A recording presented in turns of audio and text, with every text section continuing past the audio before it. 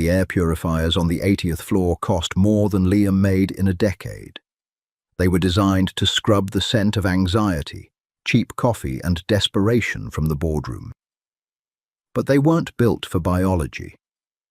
When the fever broke through Liam's suppressants, the sterile, temperature-controlled air didn't stand a chance, and neither did he. Because the private elevator doors just chimed, and the Hawthorne brothers, all three of them, stepped out, stopping dead as the scent hit them. The bleach burned the cuts on Liam's knuckles. He ignored it, plunging the heavy cotton mop back into the yellow bucket, wringing it out with a sharp, mechanical twist of his wrists. It was 2:14 a.m. The Hawthorne Industries building was a towering obelisk of glass and steel piercing the city skyline, and the 85th floor was utterly silent. Liam dragged the mop across the pristine white marble of the executive foyer. His back ached. A dull, persistent throb radiated from his lower spine, right at the base of his tailbone. He paused, leaning his forehead against the cool, smooth handle of the mop, and squeezed his eyes shut. Just a cramp, he told himself. Just a cramp from hauling the cart. Being an omega in the lower income brackets wasn't a romantic tragedy. It was a logistical nightmare. The suppressants he could afford didn't come in sleek, blister-sealed packs from boutique pharmacies. They came loose in rattling amber bottles from a clinic 3 towns over, smelling faintly of chalk and copper. They worked mostly. They kept the heat at bay, flattening his biology into a dull, manageable grey line. But they came with side effects: nausea, migraines, and, lately, an insidious, creeping exhaustion that settled deep in his marrow. He opened his eyes, staring at the reflection of the city lights bending in the floor-to-ceiling windows. He looked awful. His drab grey uniform hung off his frame. Dark circles bruised the skin beneath his eyes. He took a shaky breath, gripped the mop, and pushed forward. He needed this job. The agency had warned him about the Hawthorne contract: strict background checks, zero tolerance for errors, and a bizarrely specific clause about pheromone blockers. The Hawthorne brothers, the triplet alphas who ran the tech conglomerate, were notoriously sensitive, or notoriously ruthless. The rumors varied depending on who was emptying the trash. Liam finished the foyer and pushed his squeaking utility cart into the main executive suite. It was a massive, open-concept space divided by subtle shifts in elevation and custom furniture. 3 distinct areas for 3 distinct men. He started at the left. Arthur Hawthorne's domain. It was terrifyingly neat. A massive desk carved from a single slab of dark mahogany, devoid of a single stray paper. Liam sprayed a sterile cloth with glass cleaner and wiped down the protective mat. He felt another twinge in his spine, sharper this time. It dragged a hot, uncomfortable wire of pain down his thighs. He swallowed hard, moving to the center space. Bastian Hawthorne's area was a chaotic collision of genius and madness. Stacks of schematics, half-empty espresso cups, and disassembled hardware cluttered the standing desk. Liam carefully navigated his cloth around a circuit board, his hands trembling slightly. Sweat prickled at his hairline. The thermostat on the wall read a crisp 68 degrees, but a heavy, suffocating warmth was blooming in Liam's chest. He wiped a hand across his forehead. It came away slick. No. The thought was a quiet, desperate plea in his head. Not now. Not here. He abandoned his cloth on the cart and dug frantically into his uniform pocket. His fingers closed around the plastic cylinder. He pulled it out, popping the cap with his thumb, and tipped it into his palm. Empty. He stared at the white plastic. He had taken the last 2 pills that morning. He didn't get paid until Friday. Friday was 3 days away. The clinic wouldn't front him another bottle. He had calculated the dosage, stretching it, assuming he could make it through the week if he just pushed past the withdrawal symptoms. It wasn't withdrawal. The ache in his spine flared again, blooming into a vicious, molten heat that dropped him to his knees. Liam hit the carpeted floor hard, a short, ragged gasp tearing from his throat. The pain was blinding. It wasn't the slow, warning build-up of a normal heat. The cheap suppressants hadn't just masked his cycle, they had dammed it up. And now, the dam was breaking. All at once, his vision swam. The sterile scent of the glass cleaner in his nose was suddenly overpowered by something thick, sweet, and suffocating. It smelled like crushed figs, burnt sugar, and raw, frantic panic. It was his own scent, souring with terror as it flooded the air. He needed to hide. He needed to get to the service elevator. He forced himself up onto his hands and knees, his limbs trembling violently. The fabric of his uniform felt like sandpaper against his hypersensitive skin. Every breath drew in air that felt too thin to sustain him. He crawled toward the utility cart, reaching up with a shaking hand to pull himself upright. His fingers slipped on the smooth plastic. His weight shifted. The cart tipped. The yellow bucket hit the floor with a catastrophic splash. Gallons of bleach-heavy water flooded the pristine carpet, soaking into Liam's knees and spreading across the floor. The mop clattered loudly against Bastian's metal desk, the sound echoing like a gunshot in the cavernous room. Liam collapsed back to the floor, gasping, curling in on himself as a fresh wave of heat washed over him, turning his blood to liquid fire. He was trapped. He was soaked, burning alive, and entirely alone, until the soft, melodic chime of the private elevator cut through the silence. The elevator doors slid open with a whisper of greased steel. Liam froze.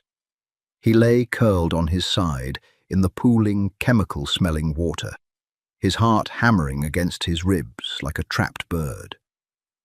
Through the haze of his fever, he heard them. Footsteps, heavy, confident, moving in perfect synchronization. The merger in Tokyo is failing because their board is clinging to archaic infrastructure. Arthur's voice drifted into the room. It was smooth, cold, resonant. It sounded exactly like a man who had never looked at a price tag in his life. "Let them fail," Bastian replied. His voice was rougher, edged with a restless energy. "We swoop in, buy the patents for scrap, and gut the rest. It's cleaner." "It's hostile," a third voice murmured. Caleb, quiet, deep, the words barely carrying over the distance. "But efficient." Liam squeezed his eyes shut, biting down hard on his lower lip to keep from whimpering. The heat was rolling through him in agonizing, rhythmic waves now. His body was betraying him, preparing for a mate, turning his muscles to water and his mind to static. He pressed his face into the wet carpet, trying to make himself as small as possible. The puddle of spilled water was creeping toward the edge of Arthur's mahogany desk. Liam dragged himself backward, inch by agonizing inch, until his shoulders hit the solid wood of the desk's modesty panel. He tucked himself into the dark space beneath it, shaking violently. He prayed they would just walk to their offices, grab whatever files they needed, and leave. He prayed the heavy scent of the spilled bleach would mask him. It didn't. 20 feet away, the footsteps stopped. All three of them, at the exact same second. The sudden silence was deafening. It stretched, taut and fragile, like a wire pulled to its snapping point. Liam held his breath until his lungs burned. "Arthur," Bastian said. The word was strangled. The casual arrogance in his tone was entirely gone, replaced by a low, gravelly rasp. "I know." Arthur's voice had dropped an octave. The cold veneer had cracked. Liam peeked through the small gap between the desk and the floor. He could see their shoes, custom Italian leather. They were standing absolutely still. Biology was a cruel leveler. It didn't care about stock portfolios, tailored suits, or societal standing. When an unmatched omega dropped into sudden traumatic heat, the pheromones didn't just ask for attention. They demanded violence. They demanded a response from any alpha in a 5-mile radius. And Liam was trapped in a room with 3 of them. He heard a sharp intake of breath. Caleb. Freesia, Caleb whispered, the sound carrying a terrifying predatory edge. And sugar. It's souring, Arthur noted, his voice tight, strained. Fear. Someone is terrified. Someone is here, Bastian growled. The sound of Bastian's growl wasn't human. It was a deep, chest-rattling vibration that struck a chord at the very center of Liam's brain. His omega instincts, buried beneath years of poverty and chemical suppressants, flared to life, overriding his logic. He didn't want to run anymore. A horrifying, treacherous part of him wanted to submit, to whimper, to call out to the strength vibrating in the room. He shoved his fist into his mouth, biting down on his own knuckles until he tasted blood, forcing himself to stay silent.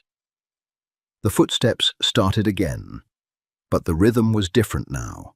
The measured corporate stride was gone. They were pacing, hunting, spreading out. Liam watched the leather shoes diverge. One pair walked toward the spilled utility cart. Bastian.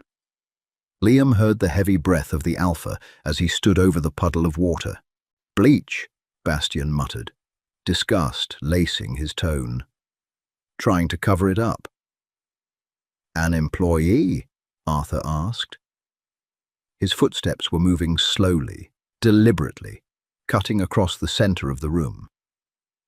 Security didn't flag anyone on this floor besides the cleaning crew. If it's a cleaner, someone is getting fired, Caleb said softly. His footsteps were entirely silent now. Liam couldn't track him. The panic spiked, his scent spiking with it, flooding the air with a fresh wave of distressed pheromones. A sharp, violent crack echoed through the room. Liam flinched. Bastian had kicked the plastic utility cart. It went skidding across the marble, crashing into the glass walls of the conference room. "Stop thinking like a board member, Arthur," Bastian snapped, his breathing turning ragged. "You can smell that. Don't act like you can't. That is raw. That is completely unbonded." "I am well aware," Arthur replied, his tone chillingly calm, though a fine tremor of strain vibrated beneath it. "Which is why we need to find them before they hurt themselves. Or before we lose control." Liam was losing his grip on reality. The heat fever was baking his brain. His vision tunneled. The darkness under the desk felt suffocating, but the air outside was worse, thick with the sudden, overwhelming scent of 3 distinct alphas: cedar and black pepper, rain slicked concrete and ozone, dark chocolate and vetiver. They were converging, layering over each other, suffocating him. He let out a tiny, involuntary gasp. It wasn't louder than a sigh, a pathetic little sound born of pain and instinct. But in the dead quiet of the executive suite, it was a flare gun in the dark. Arthur's shoes stopped moving. They were right in front of the desk. Liam pressed himself back against the wood, tears finally spilling hot and fast down his cheeks. He clamped his hands over his mouth, shaking his head frantically in the dark. Slowly, terrifyingly, Arthur crouched down. The edge of a bespoke charcoal suit jacket came into view. Then a hand. Large, perfectly manicured, with a heavy platinum watch at the wrist. The hand gripped the edge of the mahogany modesty panel. "Bastian! Caleb!" Arthur called out, his voice a low, commanding rumble that made Liam's spine melt. "Over here!" Arthur leaned down further, peering into the shadows beneath the desk. His eyes, a piercing, icy blue, met Liam's wide, terrified gaze. The Alpha's pupils were completely blown out, swallowing the iris in an ocean of black. Arthur stared at the shivering, drenched cleaner huddled in the dark. A heavy, pregnant silence hung between them, thick with a sudden, devastating tension. "Well," Arthur whispered, the word laced with something dark and hungry. "Look what we have here." Arthur didn't reach for him immediately. He stayed crouched in the shadows, perfectly still, his broad shoulders blocking the ambient light from the city skyline. The silence stretched. Liam's breathing was a shallow, ragged metronome. Every inhale dragged the heavy scent of cedar and black pepper deep into his lungs, making his head spin. Then Arthur moved, slowly, deliberately. He shrugged off his suit jacket, letting the expensive charcoal wool drop to the floor. He rolled up his right sleeve, the platinum watch catching a stray beam of moonlight. "Don't move," Arthur commanded. His voice wasn't loud, but it carried a weight that pressed down on Liam's chest. It was an alpha command, laced with a biological imperative that made Liam's spine lock in place. Arthur's hand breached the darkness under the desk. His palm was broad, his fingers calloused, not from manual labor, but from years of gripping squash rackets and rowing oars. He gripped Liam's ankle. The contact was electric. A jolt of pure, agonizing pleasure shot up Liam's leg, so intense it bordered on pain. He cried out, a pathetic, broken sound, and tried to kick away. But Arthur's grip was iron. The heat fever had stripped Liam of whatever meager strength he possessed. He was dead weight. "Bastian, stay back," Arthur warned over his shoulder. His voice strained. "Like hell I will," Bastian snarled. Footsteps closed the distance, heavy and frantic. "You're scaring him. Look at him, Artie. He's terrified. Let me—" "I said stay back." Arthur's voice cracked like a whip. It was a vicious, territorial bark that made the glass walls of the office seem to vibrate. Liam clamped his hands over his ears, sobbing now, his body betraying him. He wanted to crawl away, but the hand on his ankle felt like an anchor. He was burning alive. The puddle of bleach water soaked into his grey pants, stinging the scrapes on his knees. But he barely felt it. All he felt was the agonizing need radiating from his core, demanding to be quenched. Arthur pulled. Smoothly, relentlessly, he dragged Liam out from under the mahogany desk. The sudden exposure to the open room felt like a physical blow. The fluorescent lights overhead flickered on, triggered by a motion sensor, blinding Liam. He curled into a tight ball on the wet carpet, shivering violently. Bastian was there instantly. He dropped to his knees right in the puddle, oblivious to the chemical water ruining his trousers. He hovered over Liam, his chest heaving. His dark hair was messy, falling into eyes that were dilated and wild. He smelled like rain-slicked concrete and ozone, a storm waiting to break. "Fuck," Bastian breathed, reaching out. His hand hovered inches from Liam's face, trembling. "He's burning up. He's completely untethered." "Don't touch him, Bass," Caleb said. Caleb materialized on Liam's other side. He moved differently than his brothers. No wasted energy, no frantic pacing. He just appeared, dropping into a crouch with a terrifying, absolute stillness.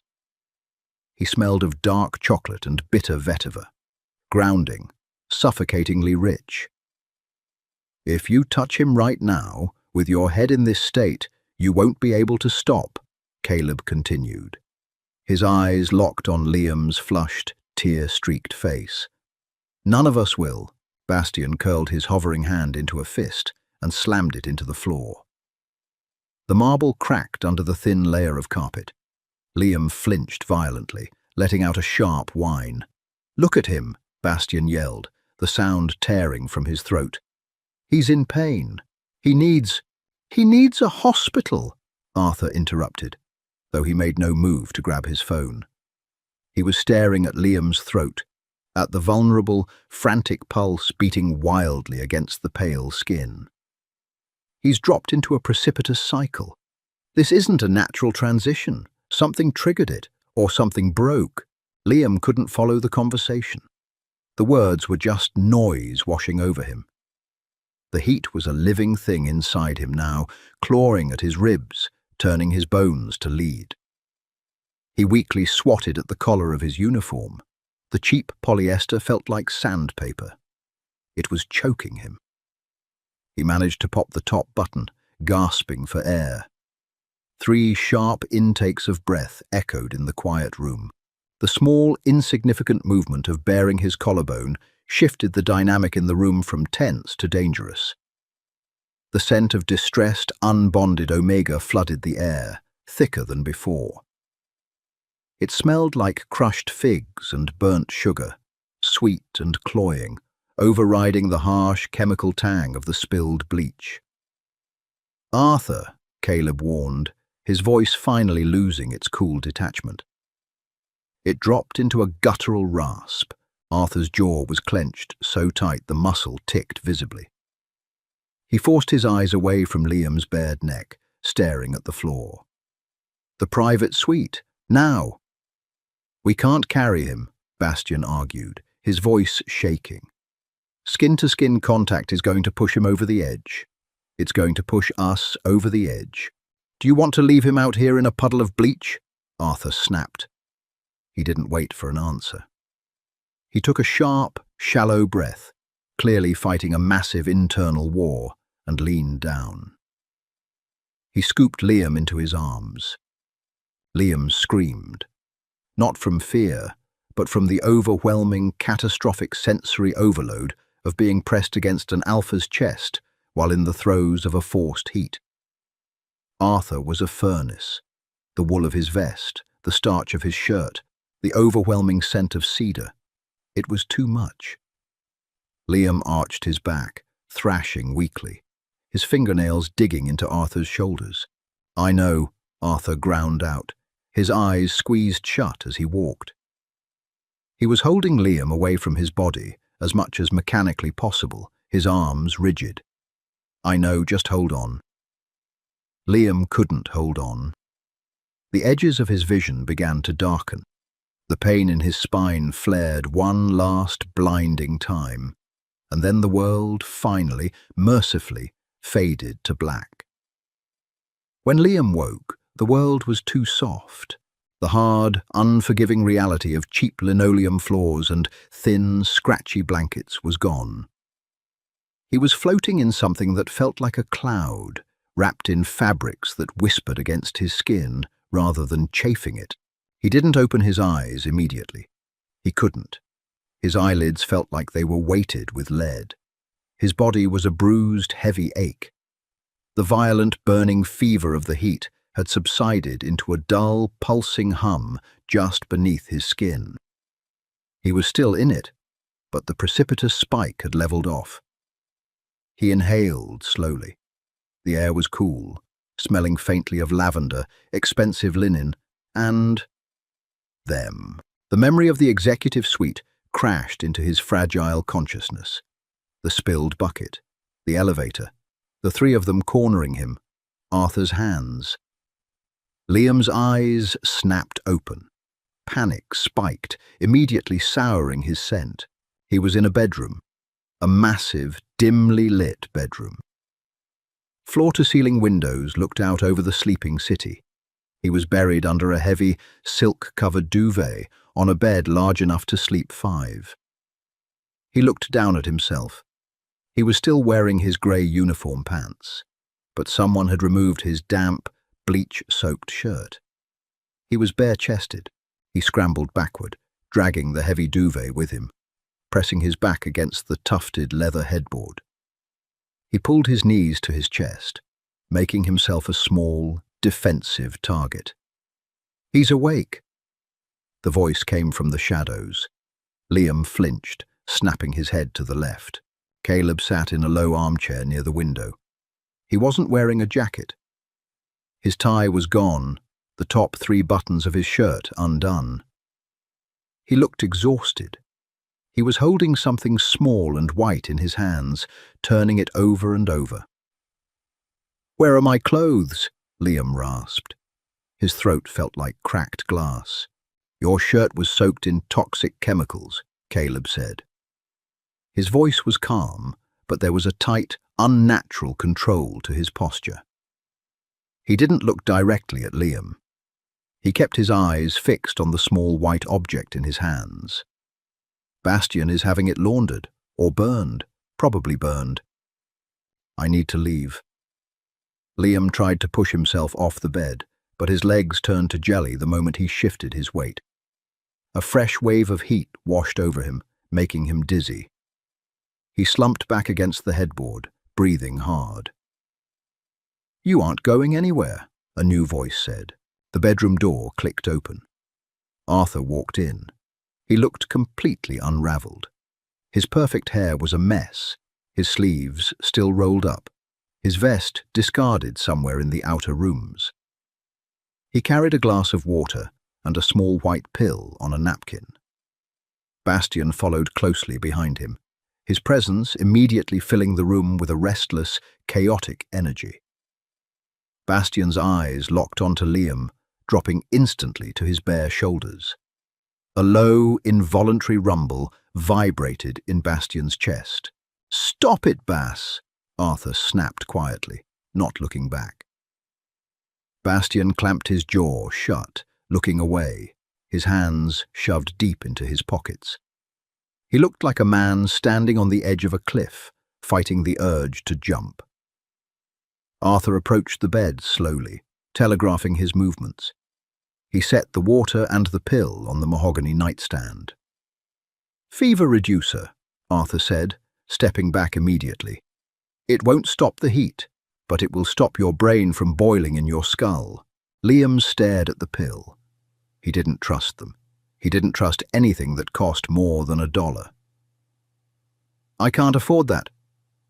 The silence in the room became absolute. Bastian let out a short, hollow laugh. It held zero humor. "You can't afford a Tylenol?" "I don't have insurance," Liam mumbled, his cheeks burning with a shame that rivaled his fever. He hated this. He hated being weak, being exposed, being poor in front of men who owned the skyline. "I just need my shift supervisor. Call the agency. Tell them I'm sick." Caleb finally stood up from the armchair. He walked over to the edge of the light, tossing the small white object onto the mattress. It bounced once and rolled against Liam's leg. It was his empty plastic pill bottle. "I found this in your pocket when we took your shirt off," Caleb said softly. "I had our on-call physician run the compound name on the label." Liam stared at the cheap amber plastic. His heart hammered a frantic, terrified rhythm. "It's a generic suppressant," Caleb continued, his voice devoid of judgment, but heavy with a terrible realization. "Manufactured cheaply, high rate of failure, high toxicity over prolonged use. It doesn't suppress the cycle, Liam. It just delays it.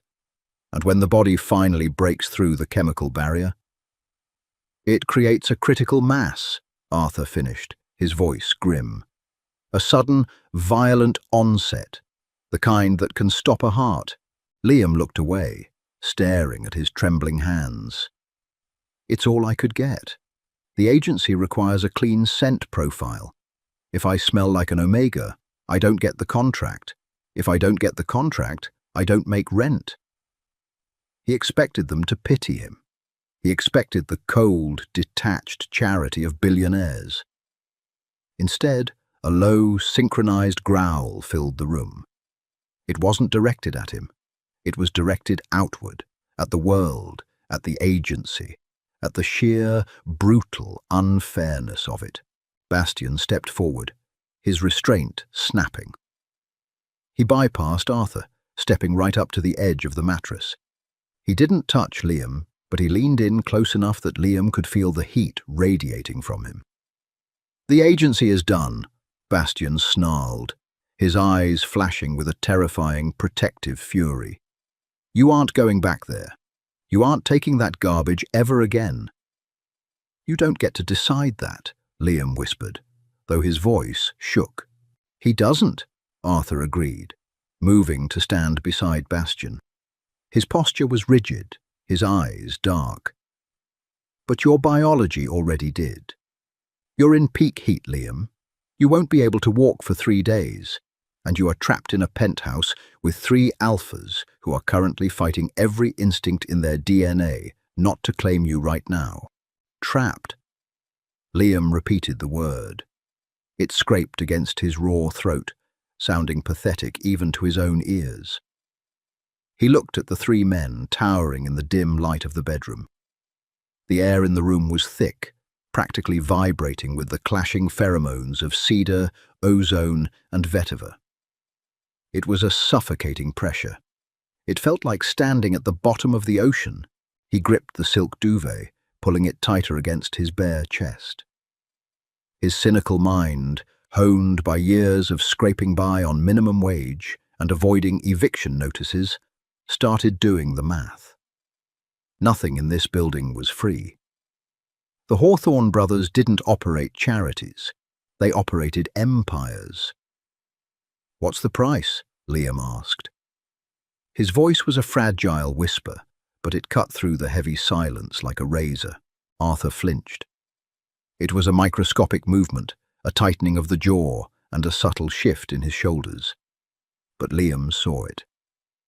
Bastian, however, didn't have Arthur's restraint. "The price," he repeated, his voice dropping into a dangerous, gravelly register. He took a half step toward the bed before Arthur's hand shot out, gripping his brother's forearm like a vice. "Don't," Arthur warned quietly. "He thinks we're negotiating," Bastian snarled, his dilated eyes fixed on Liam. "He thinks we want to buy this. Look at him, Artie. Look at what the world has done to him. He's sitting there burning alive, terrified of us, trying to figure out how many hours he has to work off a fever reducer." "I know," Arthur said. The grip on Bastian's arm didn't loosen. "Which is why you need to step back. Your anger is bleeding into your scent. You're making it worse." Liam didn't need to be an alpha to know Arthur was right. The scent of ozone and rain-slicked concrete was turning sharp, acidic. It smelled like a thunderstorm about to tear the roof off the building. Liam's body reacted violently to the ambient aggression. A fresh, agonizing cramp seized his lower abdomen. He doubled over with a sharp gasp, burying his face in his knees. The heat wasn't just a fever. It was a complete biological hijack. His nervous system was misfiring, sending frantic signals to every cell in his body that he was vulnerable, unbonded, and in desperate need of an anchor. The lack of suppressants meant the dam hadn't just broken, it had been utterly obliterated. "Bastian, get out." Caleb's voice was flat, absolute. "I'm not leaving," Bastian growled. "Get out of the room," Caleb repeated, finally looking away from the empty plastic pill bottle on the bed. He stepped directly between Bastian and Liam. "Your proximity is spiking his distress. Go to the kitchen, get ice, get the electrolyte fluids from the medical kit, move." For a second, it looked like Bastian might throw a punch. The tension between the brothers was a physical entity in the room. But Caleb's scent, dark chocolate and grounding, bitter vetiver, flared outward, blanketing the sharp ozone. Bastian swallowed hard, his chest heaving, and abruptly turned on his heel. The heavy oak door clicked shut behind him. The sudden absence of Bastian's chaotic energy left a vacuum in the room. Liam was still curled in a tight ball, shivering so hard his teeth rattled together. The pain was blinding now. It felt like his bones were melting. Liam. Caleb was kneeling beside the bed. He didn't reach out. He kept his hands flat on his own thighs, perfectly visible.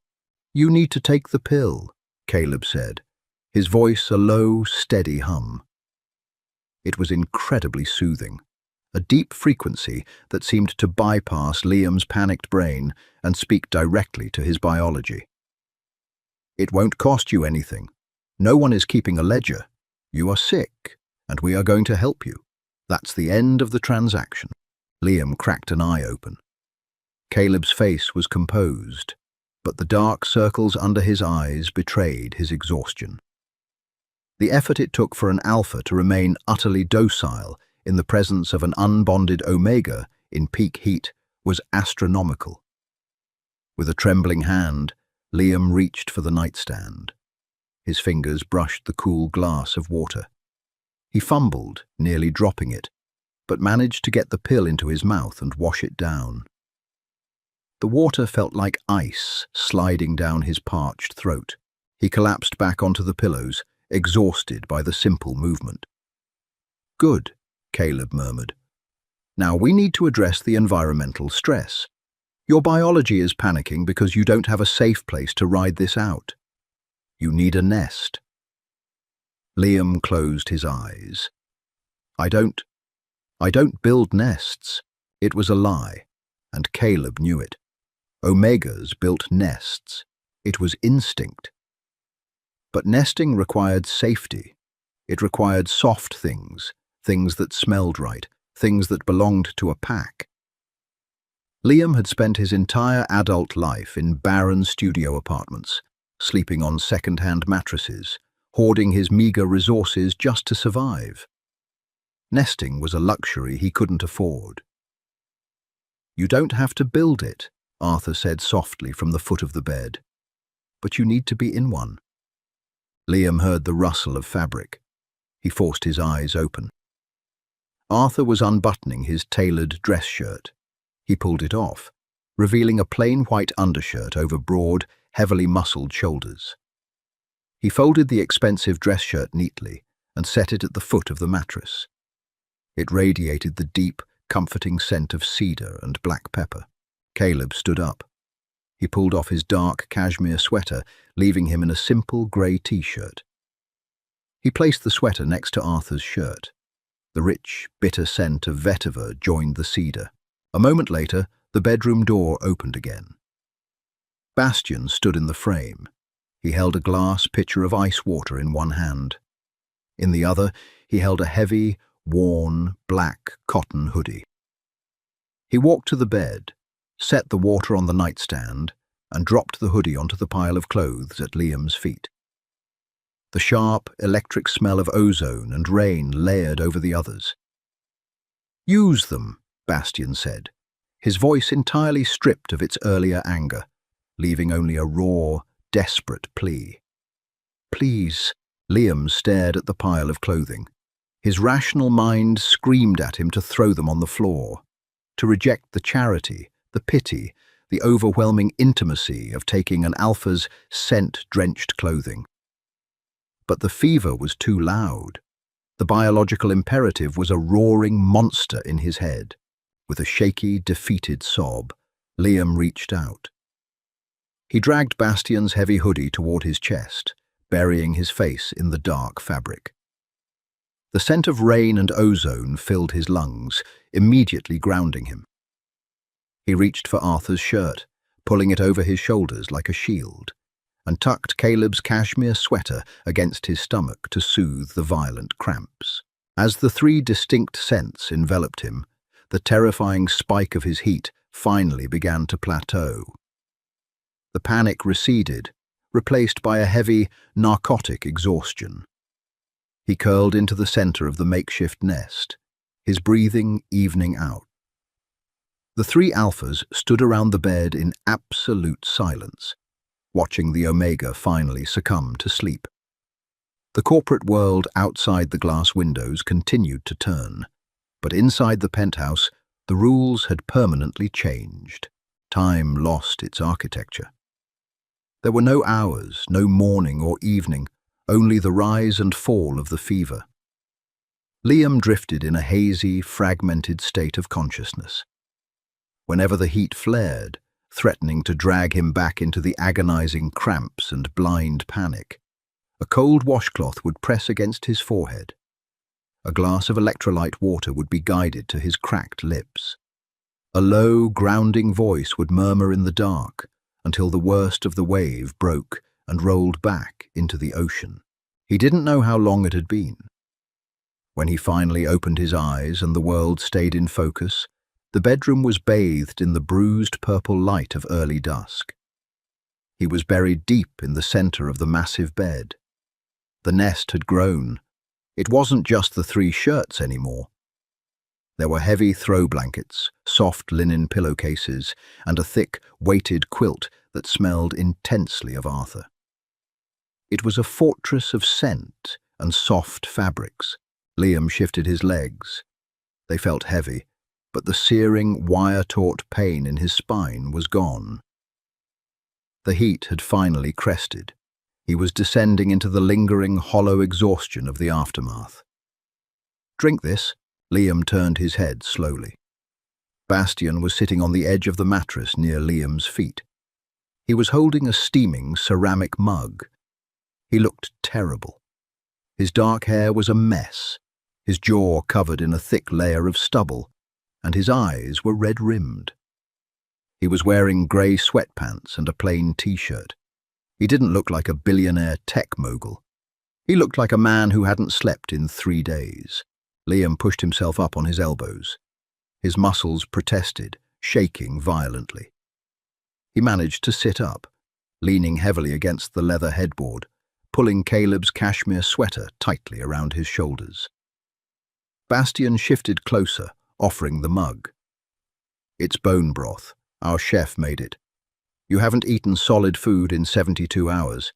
You need to start slow." 72 hours. 3 days. Liam stared at the mug, then up at Bastian's face. The cynical voice in his head, usually so loud and demanding, was strangely muted. It was hard to suspect a man of ulterior motives when he was carefully blowing on hot broth to make sure you didn't burn your tongue. Liam reached for the mug. His hands were shaking too badly. He nearly dropped it before Bastian's large hands closed over his, steadying him. "I've got it," Bastian murmured, his voice incredibly gentle.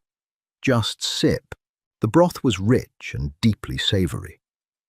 It hit Liam's empty stomach like a warm anchor, sending a wave of relief through his system. He drank it slowly, acutely aware of Bastian's hands covering his, of the electric scent of ozone rolling off the alpha in soft, comforting waves. "Where are the others?" Liam asked, his voice a raspy croak. "Arthur is in the study," Bastian said, his thumb absent-mindedly stroking the back of Liam's knuckles. It was a terrifyingly intimate gesture, but Liam found he lacked the energy to pull away. "He's dealing with the fallout of us missing the quarterly board meeting. Caleb is sleeping. He took the first 2 night shifts." Liam stopped drinking. He lowered the mug. "You missed a quarterly board meeting? Because of me?" Bastian let out a short, dismissive breath. "The board can wait. You were running a temperature of 103. Your internal organs were preparing to shut down from the chemical withdrawal. The company doesn't matter right now." "Of course it matters," Liam argued, the old panic flaring to life. He tried to pull his hands back, but Bastian held on firmly. "You're the Hawthorns. You run a conglomerate. You can't just vanish for 3 days to babysit a janitor you found on the floor."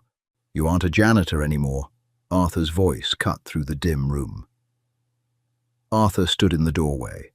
He was wearing dark slacks and a crisp white shirt, but he looked just as exhausted as Bastian. He walked into the room holding a sleek black tablet. Liam's heart hammered against his ribs.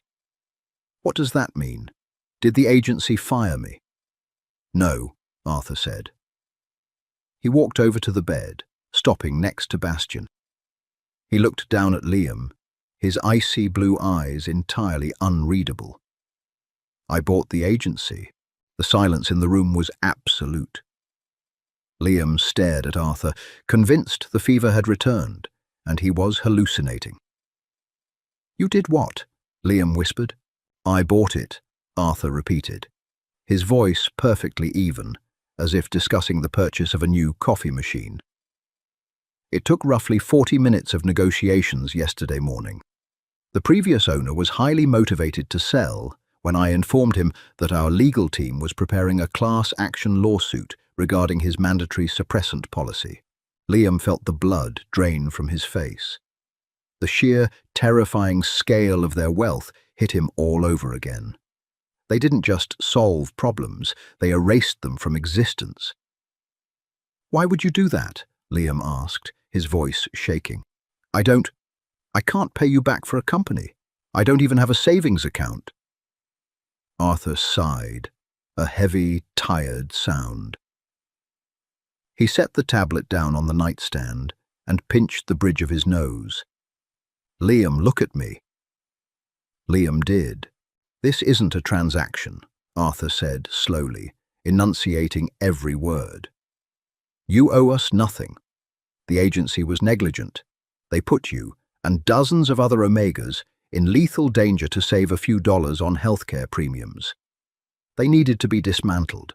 I just accelerated the process. People like you don't do things for free, Liam said bitterly, clutching the cashmere sweater tighter. There's always a catch. There's always a debt. Bastian leaned forward, his dark eyes locking onto Liam's. The only thing we want, Liam, is for you to stop looking at us like we're going to hurt you. The honesty in Bastian's voice was a physical blow. It bypassed Liam's armor entirely. He looked from Bastian to Arthur. They weren't looking at him with the cold detachment of executives, or the predatory hunger of alphas seeking a quick conquest. They were looking at him with a desperate, terrifying, protective instinct. Liam swallowed hard, looking down at his hands, still held gently in Bastian's grip. He was trapped, not by a contract or a locked door, but by a velvet snare of care he didn't know how to fight.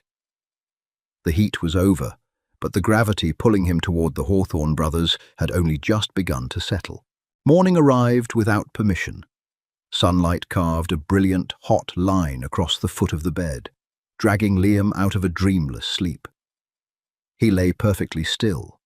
The oppressive, suffocating weight of the heat was truly gone.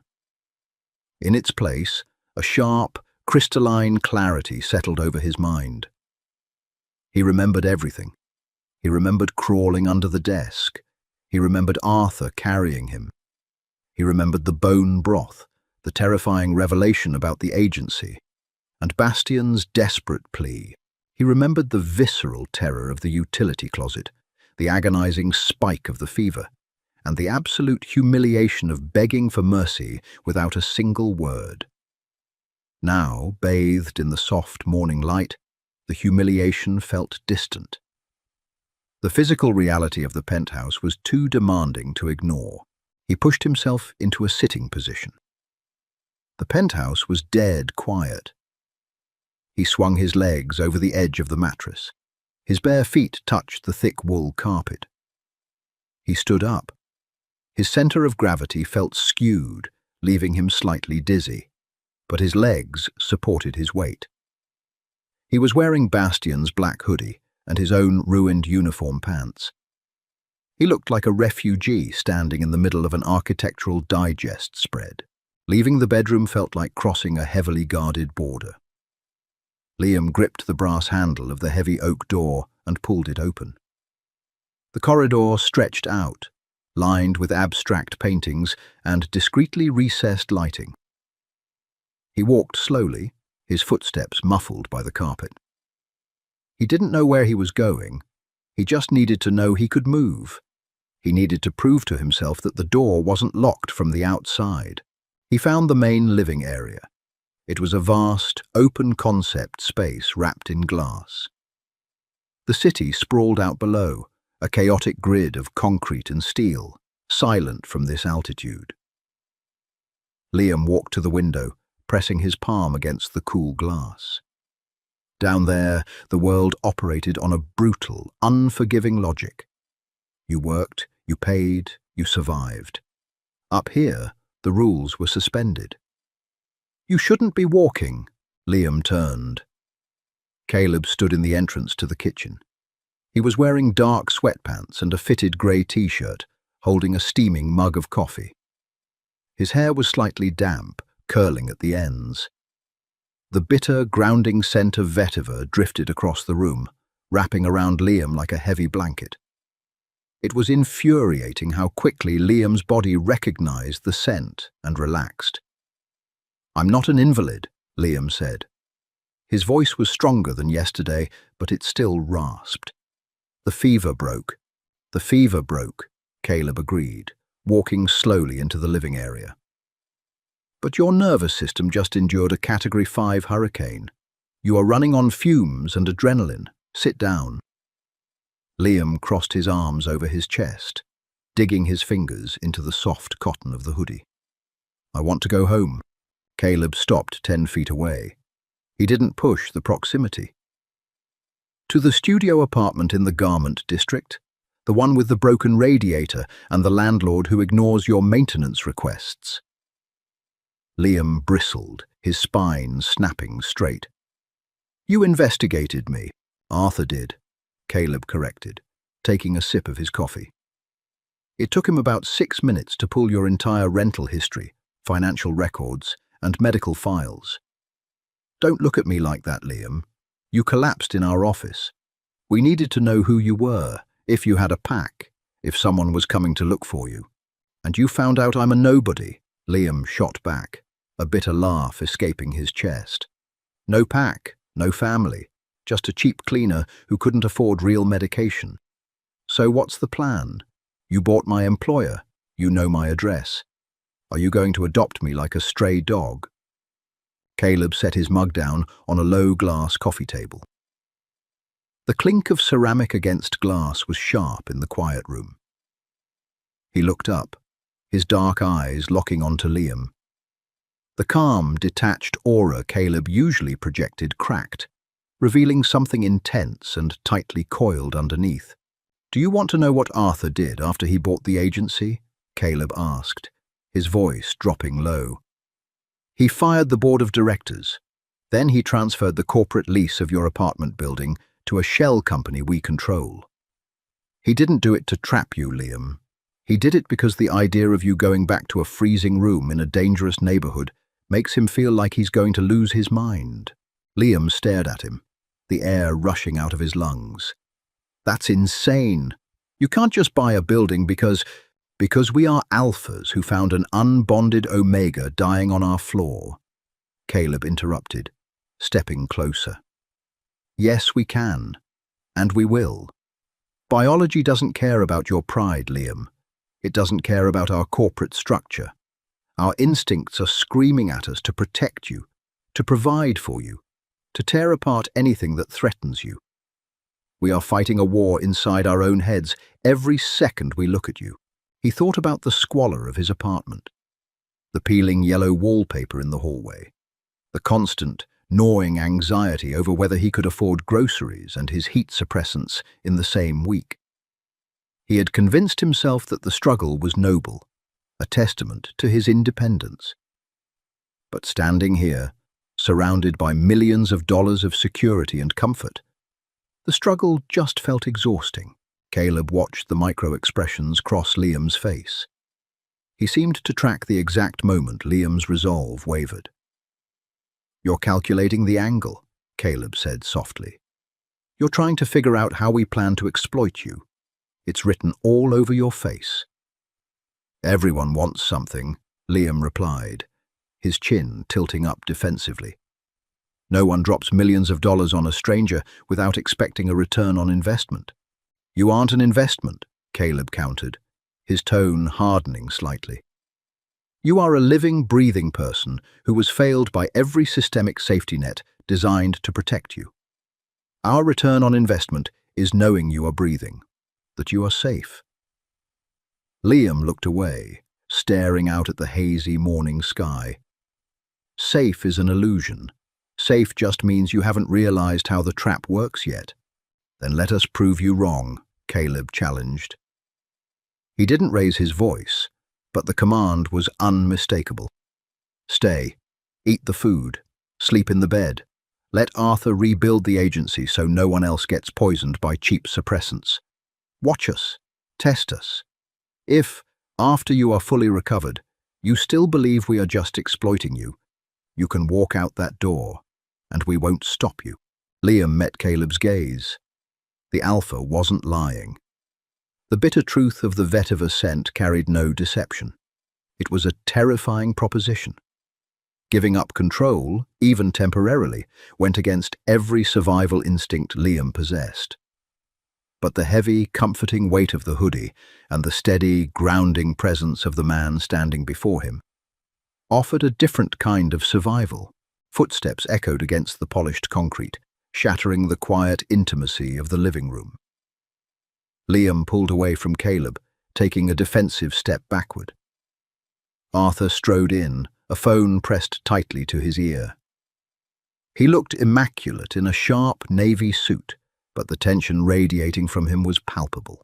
"I don't care what legal precedent they cite," Arthur barked, his voice cutting.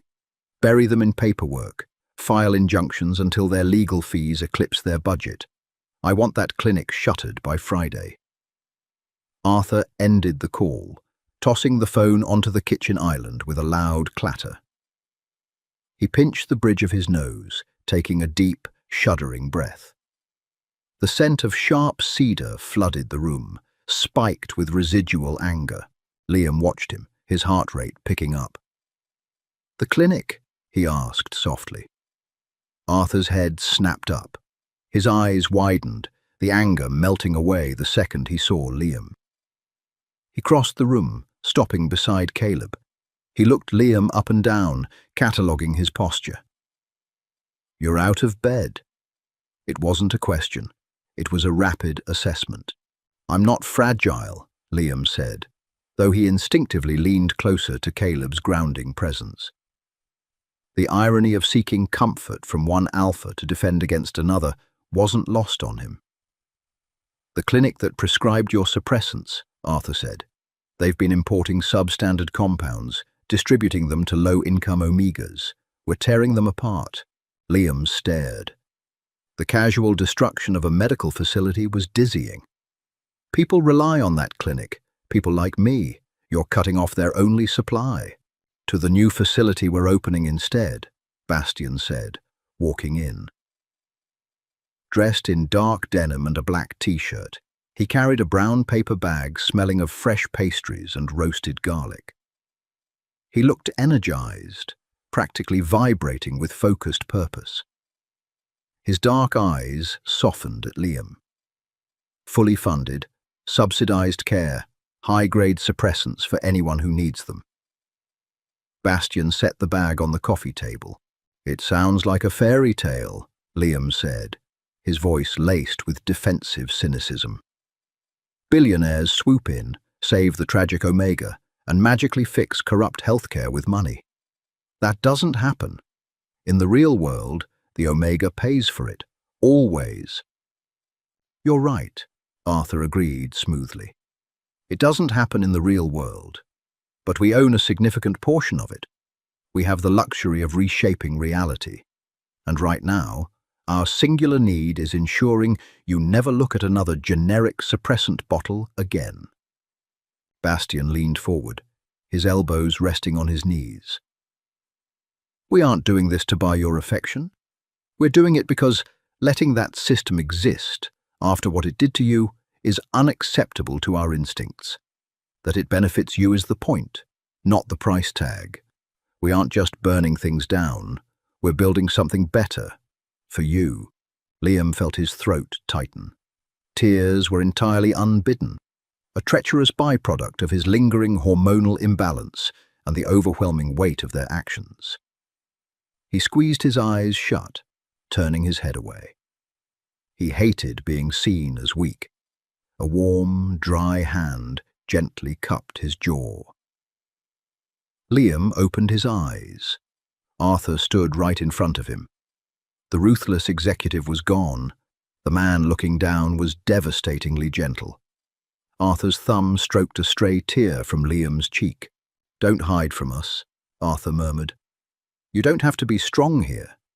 You don't have to fight for every inch of ground. Just breathe."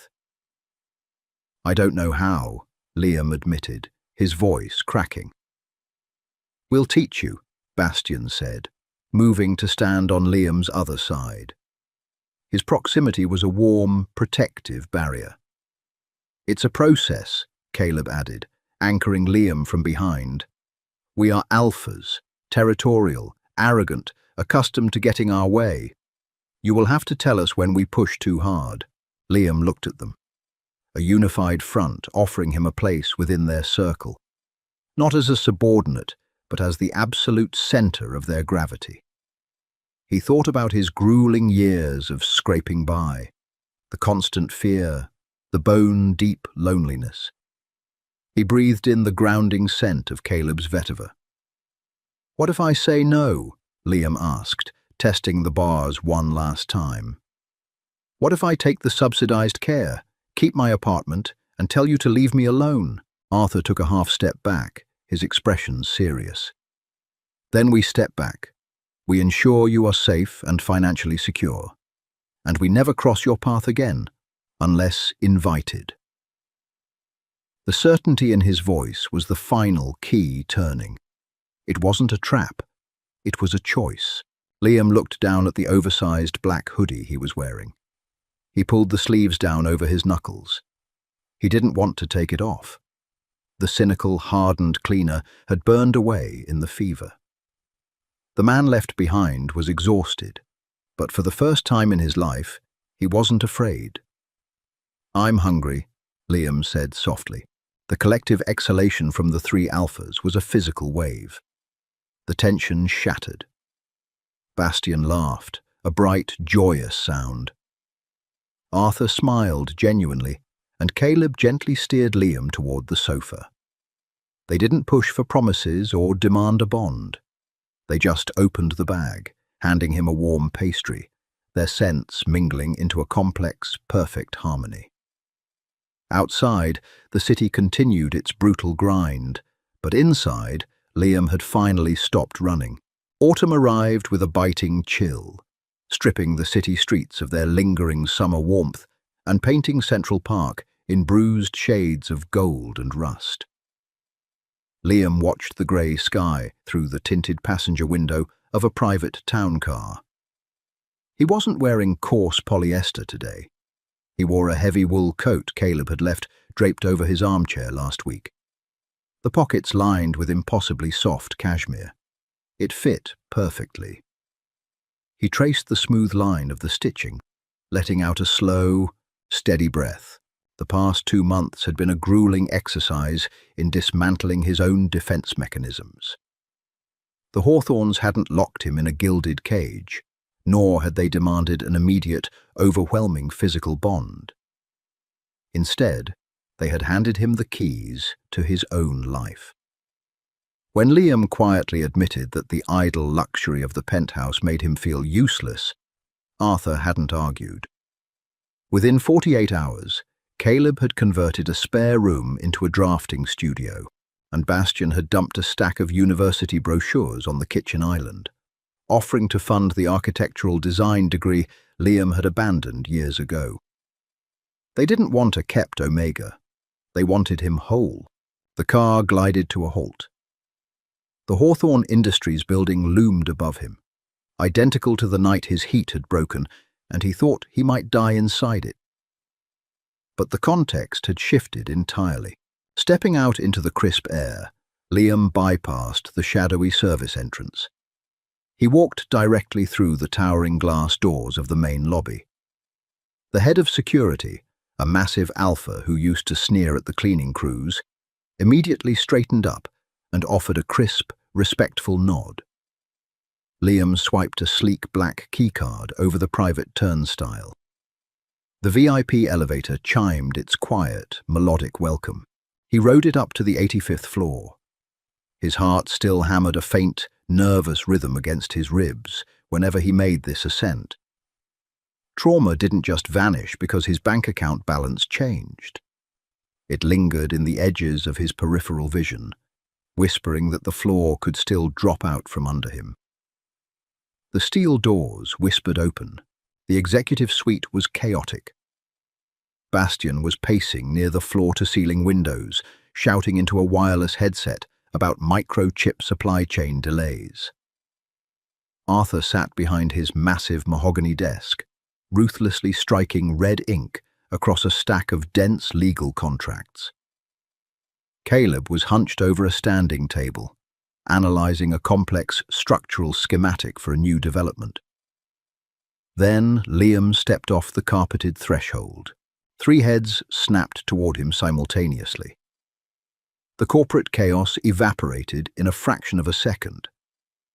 Bastian ripped his headset off, abandoning the multi-million-dollar crisis without a single word of apology to whoever was on the other end of the line. Arthur dropped his pen, leaving a smear of red ink on a vital document.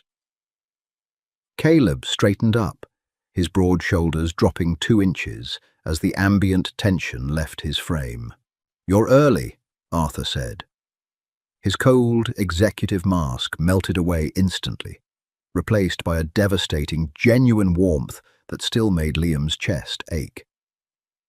He stood up, rounding the massive desk.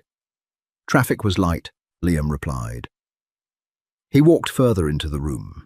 He didn't shrink into his own shoulders. He didn't keep his eyes pinned to the floorboards. Bastian reached him first. He didn't crowd Liam, but he stopped close enough for the electric, vital scent of ozone to wash over the space. "You look frozen. Give me your hands." Liam rolled his eyes, a small, genuine smile breaking through his guarded expression, and held out his hands. Bastian took them, wrapping his larger, incredibly warm palms around Liam's freezing fingers. The Alpha let out a low, involuntary hum of satisfaction at the physical contact, his thumb rubbing over Liam's knuckles. Caleb appeared a moment later, holding a steaming mug of spiced tea. He swapped the mug for Liam's cold hands, nudging Bastian aside gently. "Drink. You need to keep your core temperature up. The wind chill is brutal today." "I'm fine, Caleb," Liam murmured, though he gripped the warm ceramic gratefully. He inhaled the steam. It smelled like cinnamon, honey, and absolute safety. Arthur finally stopped in front of him. He didn't fuss over the temperature or the tea. He simply looked at Liam, his icy blue eyes tracking the relaxed line of Liam's posture and the clear, healthy flush in his cheeks. "The new clinic opened its doors this morning," Arthur said quietly, his voice a deep, resonant rumble. Liam stopped drinking. He looked up, his heart skipping a beat. "It did. Fully operational," Arthur confirmed. 86 Omegas transferred their care from the old facility within the first 3 hours. They are receiving synthesized, non-toxic suppressants. No copays, no hidden fees. The old agency's board is currently dealing with a federal audit that will keep them tied up in litigation for the next decade. Liam stared at the man who commanded global markets, realizing once again that Arthur had completely restructured a sector of the city's healthcare system, simply because Liam had asked him to. A heavy, profound silence settled over the 4 of them. Liam walked slowly past Arthur, moving toward the center of the room. He stopped in front of the dark mahogany desk, the exact spot where he had spilled the yellow bucket of bleach, the exact spot where he had curled into a terrified ball, waiting for the end. He reached down, running his bare fingertips over the polished edge of the modesty panel. "Does it bother you to be up here?"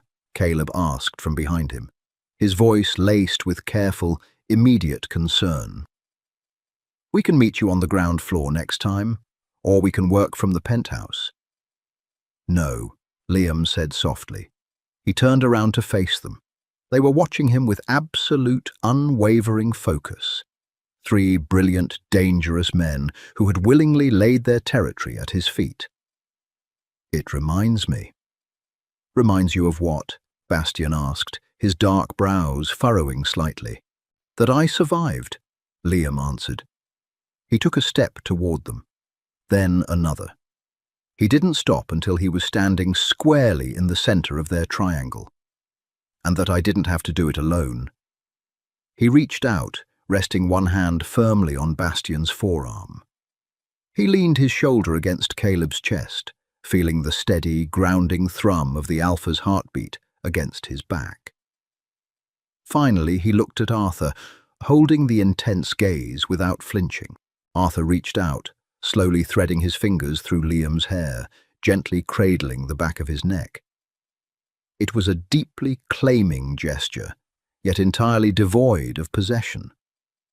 It was a promise of permanence. Liam closed his eyes. The rich scents of cedar, ozone, and vetiver wrapped around him, forming a complex, unbreakable armor. The cynical, exhausted voice in his head, the one that had kept him alive on the streets for 25 years, finally went entirely quiet. He wasn't waiting for the other shoe to drop anymore.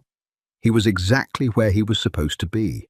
Liam's journey from a desperate cleaner to the center of the Hawthorne pack proves that survival isn't just about breathing. It's about finding a place to belong. If this gripping Omegaverse drama hit you right in the feelings, hit that like button and subscribe to our channel for more intense, grounded storytelling. Don't forget to share this video with other BL fans who crave a mix of raw emotion and protective alphas. Turn on notifications so you never miss an upload. Let us know in the comments below, which Hawthorne Brothers scent would you want to build your nest with?